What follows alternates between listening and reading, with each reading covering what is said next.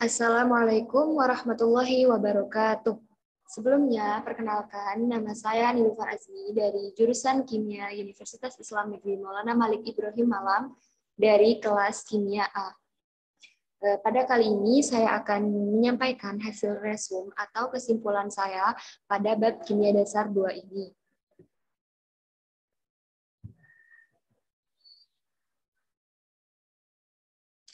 Pada kimia dasar 2 ini kita akan mempelajari yaitu termodinamika, di mana termodinamika ini membahas tentang apakah reaksi dapat berlangsung atau tidak. Kemudian yang kedua yaitu kinetika kimia, di mana kinetika kimia ini membahas seberapa cepat reaksi tersebut dapat berlangsung. Kemudian ada laju reaksi, yaitu mengukur seberapa cepat reaksi dapat berlangsung dalam satuan waktu. Adapun contoh persamaan laju reaksi di sini yaitu diketahui reaksi 2A menjadi B berubah menjadi B dan persamaan lajunya yaitu min 1 per 2 delta A per delta T atau delta B per delta T. Selanjutnya untuk reaksi lengkapnya yaitu A plus B berubah menjadi C plus D. Yaitu min 1 per A delta A per delta T sama dengan min 1 per B delta B per delta T dan 1 per C delta C per delta T sama dengan 1 per D delta D per delta T. Dan kita bisa lihat grafik di sini yaitu garis ke atas disebut produk atau molekul B, dan molekul A garisnya ke bawah disebut juga reaktan. Adapun faktor-faktor yang mempengaruhi laju reaksi yaitu yang pertama ada luas kontak, di mana luas kontak di sini semakin besar luas kontak maka reaksi akan berlangsung lebih cepat. Kemudian ada juga konsentrasi reaktan. Semakin tinggi reaksi, maka peluang untuk bertumbukan semakin besar, sehingga reaksi semakin banyak atau cepat. Selanjutnya yaitu ada suhu reaksi. Jadi, jika suhu dinaikkan, maka reaksi semakin cepat. Kemudian yang keempat yaitu adanya katalis. Adanya katalis ini akan mempercepat suatu reaksi. Selanjutnya yaitu contoh dalam kehidupan sehari-hari, yang pertama luas kontak. Seperti yang kita ketahui, kita bisa lihat pada kehidupan sehari-hari kita, yaitu air yang ada di dalam bak mandi terlihat begitu jernih dan tanpa muncul endapan, meskipun di dalamnya mengandung ion-ion yang berpotensi terbentuk oksida. Kemudian, jika air tersebut berkontak langsung dengan oksigen yang ada di udara, tapi kita tidak melihatnya terbentuk endapan karena kontaknya hanya ada di permukaan saja atau hanya ada di bagian atas dari bak mandi saja. Sementara jika kontaknya diperluas, misalnya air tadi itu membasahi dinding kamar mandi, memungkinkan kontak antara air dengan oksigen atau menjadi oksidanya ion-ion yang ada di sini yang berpotensi membentuk oksida, yaitu akan terbentuklah oksida jika luas kontaknya diperbesar.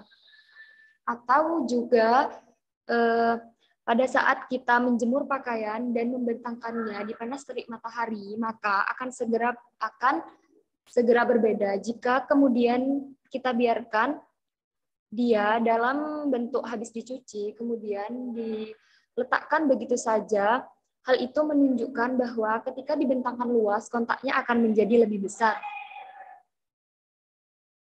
Selanjutnya, yang mempengaruhi kecepatan reaksi yang kedua yaitu adalah konsentrasi reaktan. Jadi, semakin tinggi konsentrasi, maka peluang untuk bertumbukan semakin besar, sehingga reaksi semakin banyak atau cepat. Adapun contohnya dalam kegiatan sehari-hari yaitu pasar modern dan pasar tradisional. Pada pasar modern ini, pengunjungnya tidak banyak sehingga lebih sepi dan kontaknya antar pembeli sangat minim atau kecuali memang pasar modern itu padat pengunjungnya.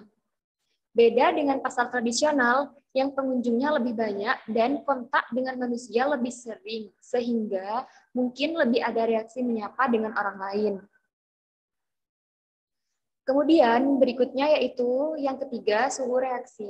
Jadi, jika suhu dinaikkan, maka reaksi endoterm akan berlangsung dengan cepat. Misalnya, pada proses pelarutan gula, jika kita menggunakan air panas, maka akan lebih cepat. Ini adalah bentuk ilustrasi pada kondisi global warming, di mana pada global warming ini suhu bumi menjadi lebih tinggi. Akibatnya, reaksi-reaksi yang ada di seluruh bumi menjadi lebih cepat. Selanjutnya yaitu yang keempat, adanya katalis, di mana adanya katalis ini juga akan mempercepat reaksi. Misalnya pada saat kegiatan kita mengunyah makanan, jadi pada saat mengunyah makanan kita disarankan untuk lama dalam mengunyah. Karena apa? Karena ketika kita mengunyah lebih lama akan memicu enzim amilase, di mana enzim amilase ini akan diproduksi oleh air liur kita.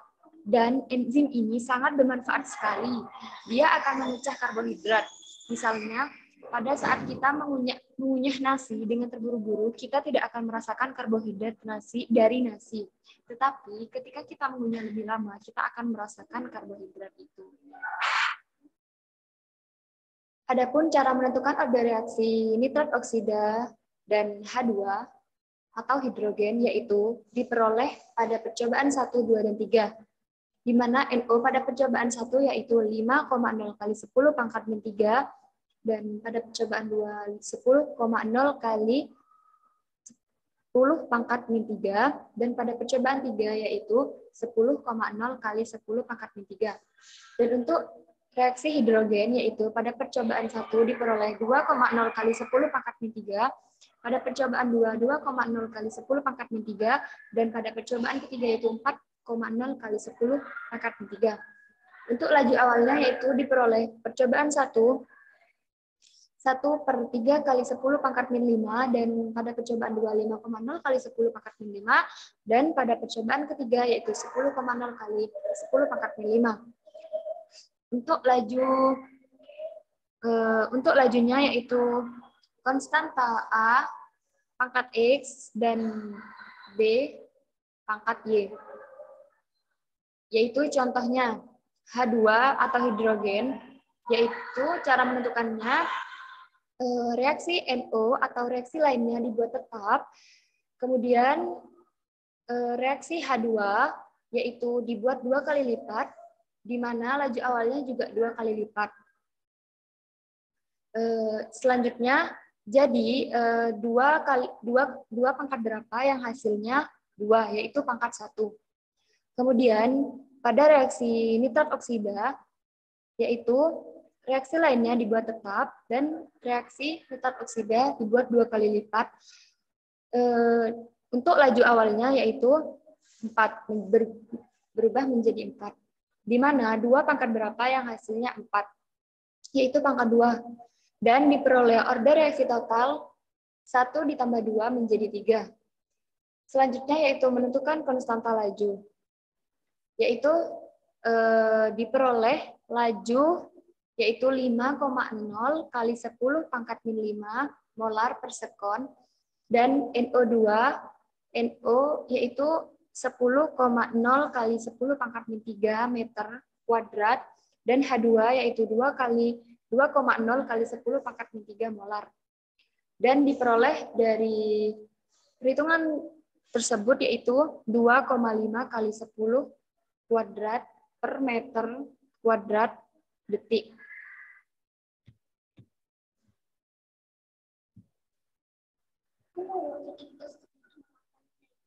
Selanjutnya yaitu menentukan order 0, di mana A berupa produk dan lajunya yaitu sama dengan min delta A per delta T, maka lajunya konstanta A pangkatnya juga 0.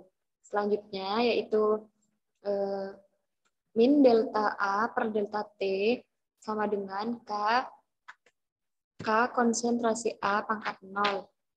Kita tuliskan lagi, Kemudian integralkan dengan garis linear, dan yaitu berupa A0 berubah menjadi A dan T0 berubah menjadi T. Dengan demikian yaitu A berupa Y dan min K berupa slope dan T yaitu X.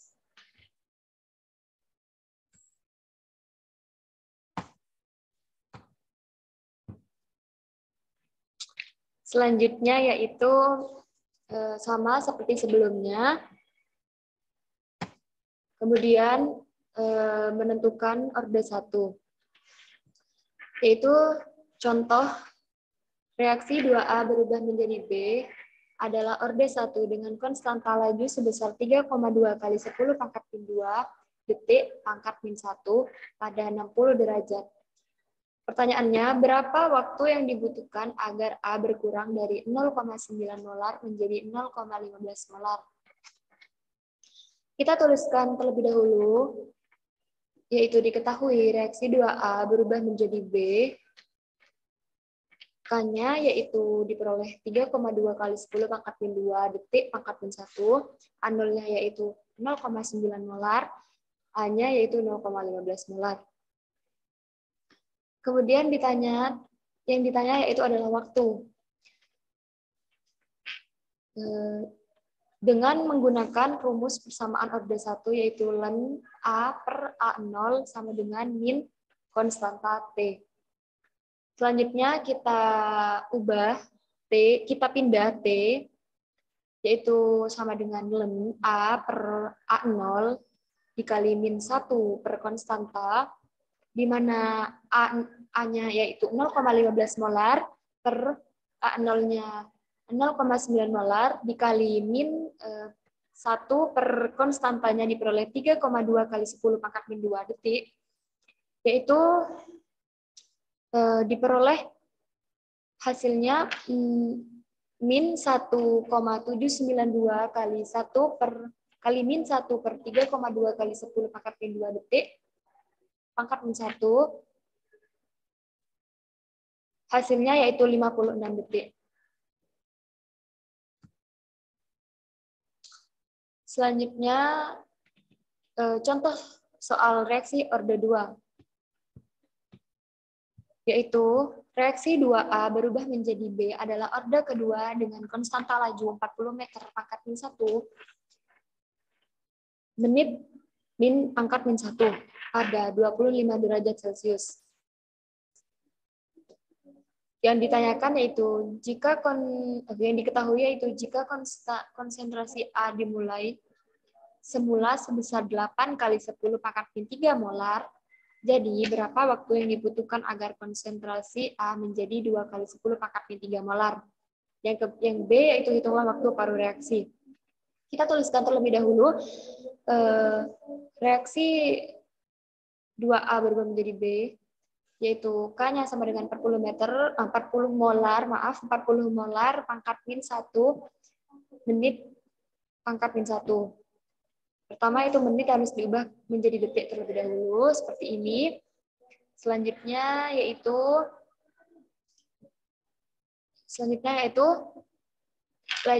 lajunya delta A per delta T sama dengan konstanta A kuadrat.